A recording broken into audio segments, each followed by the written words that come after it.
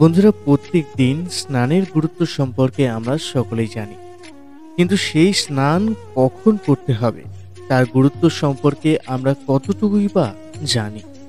বন্ধুরা, আমাদের শাস্ত্রে স্নানের নির্দিষ্ট সময়ের কথা বলা হয়েছে। এই সময়ের মধ্যে স্নান না করলে আসলে কি হয় তা আজ এই ভিডিওর মাধ্যমে আপনাদের সামনে ব্যক্ত করব।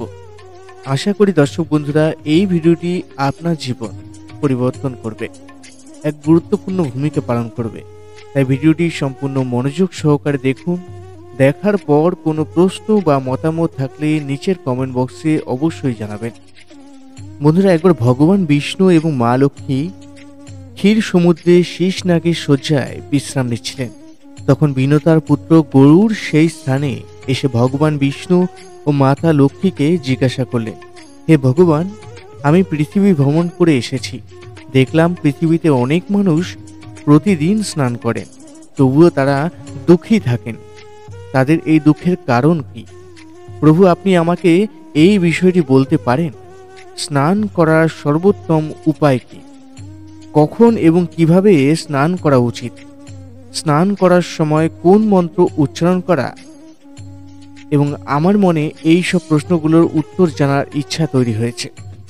এরপর গরুড়জি মা লক্ষ্মীকেও জিজ্ঞাসা করেন, হে মাতা, আমি এটাও লক্ষ্য করেছি যে নারীরা প্রতিদিন স্নান করে, তোমার পুজো করে, তবুও তুমি তাদের বাড়িতে থাকো না।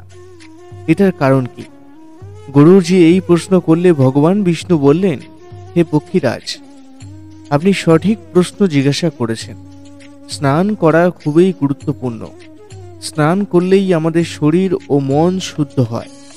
স্নান করলেই শরীর পবিত্র হয় এবং মানুষ পূজা পাঠ করার যোগ্য হয়। সেই জন্যই প্রতিদিন স্নান করা উচিত। আপনার সমস্ত প্রশ্নের উত্তর দেওয়ার আগে আমি আপনাকে একটি খুব পবিত্র গল্প বলছি। আপনি মনোযোগ দিয়ে শুনুন। এই গল্পে আপনি আপনার সমস্ত প্রশ্নের উত্তর পাবেন। এই কথা বলে ভগবান বিষ্ণু গরুড়জির কাছে স্নানের গুরুত্ব ব্যাখ্যা করলেন। একটি গল্প বর্ণনা করলেন যা সমস্ত মানুষের মনোযোগ সহকারে শোনা উচিত। শুধু এই পবিত্র গল্পটি শুনলেই একজন মানুষ শত শত তীর্থ স্থানের পুণ্য লাভ করবেন। সেই জন্য আপনারা সবাই এই গল্পটি সম্পূর্ণ শ্রবণ করবেন, কারণ অর্ধ এবং অসম্পূর্ণ জ্ঞানই মানুষের বিপর্যয়ের প্রধান কারণ হয়ে ওঠে। ভগবান বিষ্ণু বললেন, হে পক্ষীরাজ, অনেকদিন আগের কথা, মধ্য দেশে একটি খুব সুন্দর শহর ছিল। সেখানে এক ধনী শেঠ থাকতেন। তার 3 জন কন্যা ছিল।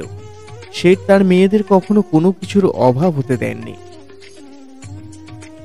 তিনি তাদের পরম মমতায় প্রতিপালন করেছেন। তার মেয়েরা ছিল খুবই সুন্দরী এবং চঞ্চল। সেই শেঠ তার কন্যাদের সব কিছু দিয়েছিলেন, কিন্তু তিনি শুধুমাত্র একটি ভুল করেছিলেন। তিনি তার কন্যাদের শাস্ত্র জ্ঞান দেননি। তাই জীবনের সব কিছু পেয়েও তার মেয়েদের জীবন ছিল অসম্পূর্ণ। অর্থ, সম্পত্তি এবং সৌন্দর্য থাকা সত্ত্বেও প্রতিটি মহিলার যা থাকা উচিত তা তার মেয়েদের ছিল না। তারপর যখন তার 3 মেয়ে প্রাপ্তবয়স্ক হয়ে গেল, সে তার 3 মেয়েকেই ভালো সংসারে বিয়ে দিলেন। 3 জনেরই স্বামী ছিলেন বড় ব্যবসায়ী এবং তারা সবাই রাজপ্রাসাদে থাকতেন। বিয়ের পর সব আচার অনুষ্ঠান সম্পন্ন হয়। তাদের 3 জনেরই শ্বশুরবাড়ির লোকজন তাদের অনেক সম্মান করতেন এবং তারাও সবার সঙ্গে ভালো ব্যবহার করতেন। তারা 3 জনই তাদের শ্বশুরবাড়িতে সুখে সংসার করতে লাগলো। কিন্তু তারা 3 জনই সকালে দেরি করে ঘুম থেকে উঠতেন, দেরিতে স্নান করতেন, খাবার খেতেন দেরি করে এবং খুবই কম পূজা পাঠ করতেন। তার শাশুড়ি তাকে অনেকবার বাধা দিলেও তার উপদেশ না শুনে নিজের মতো কাজ করতে থাকে। কিন্তু সময় যত বাড়তে থাকে ততই সমস্যা ওই 3 মেয়ের শ্বশুরবাড়িতে বাড়তে থাকে।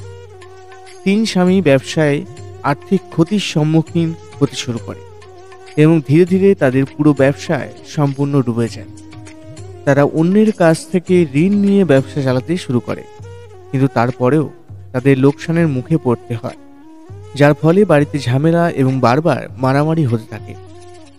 ওরা তিনজন ওই তিন বাড়িতে থাকতে যাওয়ার পর থেকেই তাদের বাড়িতে সমস্যা শুরু হয়। ওই তিন বোনের শ্বশুর বাড়িতে অর্থের এত অভাব ছিল যে তাদের বাড়িঘর সব কিছু বিক্রি করে তারা একটা কুঁড়ে ঘরে থাকতে বাধ্য হয়। কিন্তু ওই তিন বোন কুঁড়ে ঘরে থাকতে একদম পছন্দ করলো না। সে কারণেই তারা শ্বশুর বাড়ি ছেড়ে পিতামাতার বাড়িতে ফিরে যায়, বাবার সাথে থাকতে শুরু করে।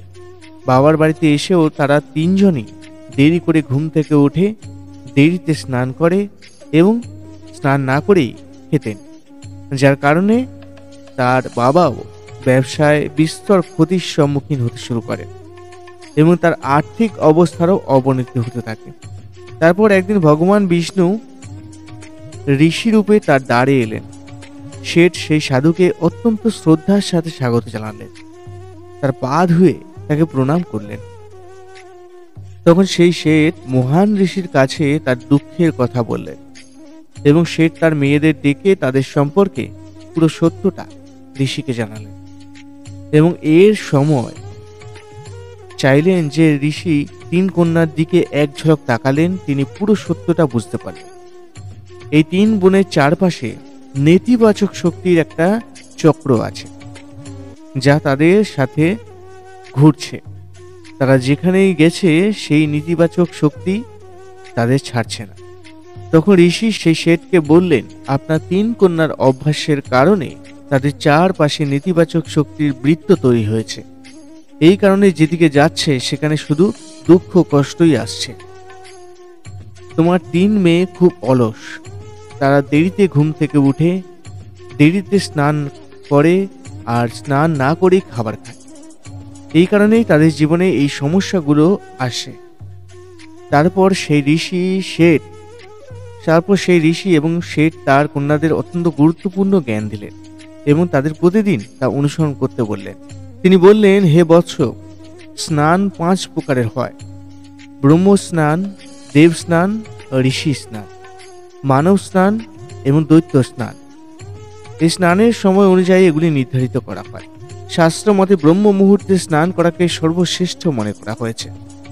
ব্রহ্ম মুহূর্তে মানে রাতের শেষ প্রহর এবং সূর্যোদয়ের ঠিক 1.5 বা 2 ঘন্টা আগে, অর্থাৎ ঘড়িতে সকাল 4:30 থেকে 5:30। শাস্ত্রে এই সময়টিকে দিনের সেরা সময় হিসেবে বিবেচনা করা হয়েছে, কারণ এই সময় বায়ুমণ্ডলে আশ্চর্যজনক এবং অলৌকিক শক্তিতে পরিপূর্ণ থাকে। এই সময় দেবতাদের সময়। এইভাবে ব্রহ্ম মুহূর্তে দেবতাদের স্মরণে করা ব্রহ্মকে শ্রেষ্ঠ স্নান বলা হয়েছে। এই সময় স্নান করায় সূর্যদেবকে অর্ঘ্য নিবেদন করলে জীবনে সুখ, সমৃদ্ধি এবং শান্তি আসে। মানুষের শরীর ও মন সারাদিন সতেজতা ও ইতিবাচক শক্তিতে ভরপুর থাকে। ব্রহ্ম স্নান করলে মানুষ রোগ ব্যাধি থেকে দূরে থাকে, তার শরীর সুস্থ থাকে এবং নীরোগ থাকে। দ্বিতীয় স্নান হলো দেব স্নান। ভোর 5টা থেকে 6টার মধ্যে যে স্নান করা হয় তাকে দেব স্নান বলা হয়।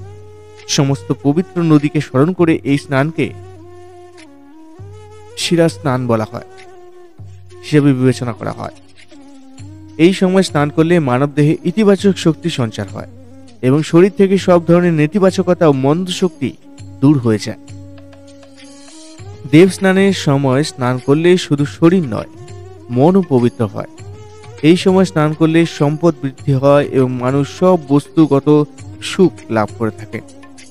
ভোরবেলা যখন আকাশে তারা দেখা যায় সেই সময় স্নান করলে তাকে ঋষি স্নান বলে। এটিও সর্বোত্তম স্নান। এই সময় স্নান করলে মানসিক শান্তি পাওয়া যায়। সকাল 6টা থেকে 8টার মধ্যে যে স্নান করা হয় তাকে বলা হয় মানব স্নান। এই স্নান সূর্যোদয়ের সময় বা সূর্যোদয়ের ঠিক পরে করা হয়। এই সময় স্নান করাও উত্তম বলে এতে সারাদিন শরীরে সতেজতা, প্রাণশক্তি এবং ইতিবাচক শক্তি থাকে, যা আমাদের যে কোনো কাজ করতে উৎসাহিত করে। কিন্তু মানুষের কখনোই সূর্যোদয়ের 2 ঘন্টা পর স্নান করা উচিত নয়। অর্থাৎ সকাল 8টার পর স্নান করা অনুচিত। এই সময় পরিবেশে উপস্থিত ঐশ্বরিক শক্তি খুবই কম হয়ে যায়, যার ফলে মানুষের মধ্যে উদ্যম ও শক্তির অভাব হয়, যার কারণে সারাদিন শরীরে অলসতা থাকে এবং কোনো কাজ করতে তার ভালো লাগে না। সকাল 8টার পর স্নান করা মানুষের জীবনে দুর্ভাগ্য নিয়ে আসে। নেতিবাচক এনার্জি তার শরীরে বাসা বাঁধতে শুরু করে। এমন ব্যক্তি যেখানেই যান দুর্ভাগ্য তাকে অনুসরণ করে। আপনার 3 মেয়ে সকালে দেরি করে স্নান করত, তাই তাদের শ্বশুরবাড়ির সমস্ত সম্পত্তি নষ্ট হয়ে গেছে। আর এখন আপনারও নষ্ট হয়ে যাচ্ছে। যারা সূর্যোদয়ের সময় স্নান করেন না, সারাদিন তাদের মনে রাগ, আসক্তি, ঘৃণা, নেতিবাচকতা, দুর্বলতা ও বিরক্তি থাকে, যার কারণে তাদের কাজে অসুবিধা হতে পারে। তাই প্রতিদিন ব্রহ্ম স্নান, ঋষি স্নান বা মানব স্নান করার পরামর্শ দেয়া হয়। এই পবিত্র সময়ে প্রতিদিন ঘুম থেকে উঠে স্নান করে ভক্তি ভরে ভগবানের আরাধনা করে সূর্যদেবের উদ্দেশ্যে অর্ঘ্য নিবেদনের মাধ্যমে আমাদের দেহের পাশাপাশি মনও শুদ্ধ হয় এবং আমাদের অনেক সমস্যার সমাধান হয়ে যায়। আমাদের ভেতর থেকে সব ধরনের নেতিবাচকতা দূর হয়ে যায় এবং সুখ ও সমৃদ্ধির পথ খুলে যায়। সন্ধ্যা ও রাতে প্রয়োজন না হলে স্নান করা একেবারেই উচিত নয়। এরপর ভগবান বিষ্ণু বললেন, হে বৎস, এখন আমি আপনাকে একটি অত্যন্ত গুরুত্বপূর্ণ মন্ত্র সম্পর্কে বলতে যাচ্ছি, যা স্নানের সময় উচ্চারণ করতে হয়, তাই এটি মনোযোগ সহকারে শুনুন। যে ব্যক্তি এই মন্ত্রটি উচ্চারণ করতে করতে স্নান করে, সেই মুহূর্তে তার সমস্ত পাপ ধ্বংস হয়ে যায়, তার দুর্ভাগ্য দূর হয় এবং সে সুখ ও সমৃদ্ধি লাভ করে। এই মন্ত্রটি হল গঙ্গে যমুনা চৈব গোদাবরী সরস্বতী নর্মদে সিন্ধু কাবেরী জলে অস্মিত সান্নিধ্যে কুরু। এর মানে হলো গঙ্গা যমুনা গোদাবরী সরস্বতী নর্মদা সিন্ধু কাবেরী মাতা, দয়া করে আপনারা সবাই আমার স্নানের জলে আসুন। মন্ত্র উচ্চারণ করলে সকল তীর্থস্থানের স্নান করার পুণ্য ফল পাওয়া যায়। এইভাবে ভগবান বিষ্ণু সেই শেঠকে তার স্নানের গুরুত্ব বুঝিয়ে দিলেন। তখন সেই শেঠের 3 কন্যা তাদের ভুল বুঝতে পেরে তারা 3 জনেই তাদের শ্বশুরবাড়িতে চলে যান এবং ভগবান বিষ্ণুর নির্দেশিত স্নানের সমস্ত নিয়ম মেনে চলতে শুরু করেন। 3 জনই সকালে ব্রহ্ম মুহূর্তে ঘুম থেকে উঠে স্নান করে রোজ সূর্যদেবকে জল দিতে লাগলেন। ধীরে ধীরে তাদের স্বামীর ব্যবসা ভালো হতে থাকলো এবং সে তার হারিয়ে যাওয়া সমস্ত কিছু ফিরে পেল এবং 3 বোন তাদের শ্বশুরবাড়িতে সুখে শান্তিতে থাকতে শুরু করলো। প্রিয় বন্ধুরা, আমাদের জীবনে স্নানের অনেক গুরুত্ব রয়েছে, তাই প্রতিদিন চেষ্টা করুন সকাল 8টার পূর্বেই স্নান করে নিতে। সকাল 8টার পর স্নান করা অশুভ। আশা করি এই গুরুত্বপূর্ণ তথ্যটি জানতে পেরে আপনার ভালো লেগেছে। এটি আপনার জীবন পরিবর্তনে সহায়ক হবে। ভিডিওটি ভালো লাগলে অবশ্যই লাইক করবেন এবং শেয়ার করবেন যাদের উদ্দেশ্যে যারা জানতে পারে। সুস্থ থাকুন, ভালো থাকুন এই কামনা করে আজকের ভিডিওটি এখানে শেষ করছি। জয় শ্রীকৃষ্ণ, জয় মা লক্ষ্মী।